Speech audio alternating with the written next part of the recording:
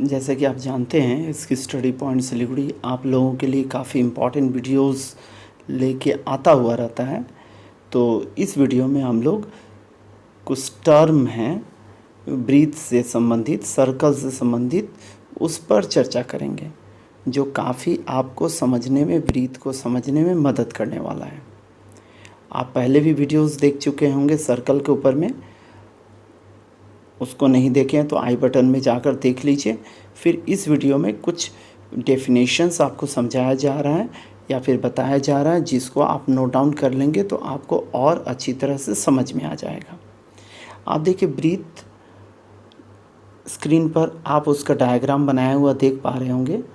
तो इसमें क्या रहता है, एक फिक्स पॉइंट होता है जिसको सेंटर कहते हैं सर्कल का, और कांस्टेंट डिस्टेंस होता है जिससे सेंटर की दूरी रहती है, तो उसको बोला जाता है रेडियस। ठीक है, तो पेरीमीटर सर्कल का सरकमफेरेंस कहलाता है।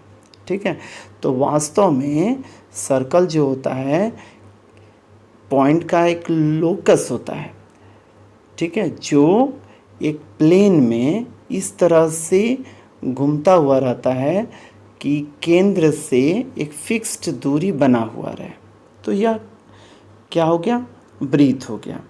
अब देखिए, ब्रीथ में जो परिधि है जिसको सरकमफेरेंस हम लोग बोलते हैं, वह होता क्या है, जिस निश्चित वक्र रेखा द्वारा ब्रीथ तैयार होता है उसकी लंबाई परिधि होती है, वही परिधि कहलाता है, सरकमफेरेंस कहलाता है। ठीक है, केंद्र जो होगा वृत्ताकार क्षेत्र के भीतर एक निश्चित बिंदु में वृत्त के प्रत्येक बिंदु की दूरी बराबर होती है, वह निश्चित बिंदु वृत्त का केंद्र कहलाता है, मतलब सेंटर कहलाता है।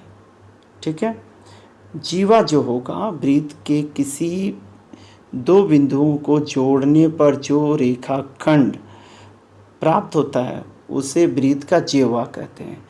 जैसे इस डायग्राम में आप देख पा रहे होंगे, इंग्लिश में सरकमफेरेंस लिखा हुआ है, वह चारों तरफ अगर वृत्त का घूम जाएंगे तो वही उसका सरकमफेरेंस कहलाएगा, मतलब परिधि कहलाएगा।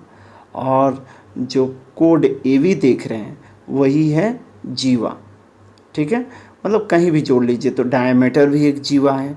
तो सबसे बड़ा जीवा कौन सा है, डायमीटर होता है, मतलब व्यास होता है। ठीक है, याद करके रखिएगा। अर्धव्यास जिसको रेडियस बोलते हैं, देख लीजिए।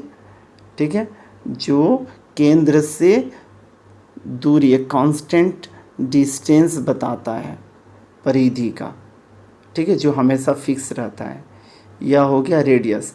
हिंदी में व्यासार्ध बोलते हैं, अर्धव्यास बोलते हैं, समझ के रखिएगा, क्योंकि कई बार अलग अलग शब्दों का इस्तेमाल किया जाता है तो बच्चे कंफ्यूज्ड हो जाते हैं। कई बार त्रिज्या भी लिखा जाता है। ठीक है, तो जीवा समझ गए।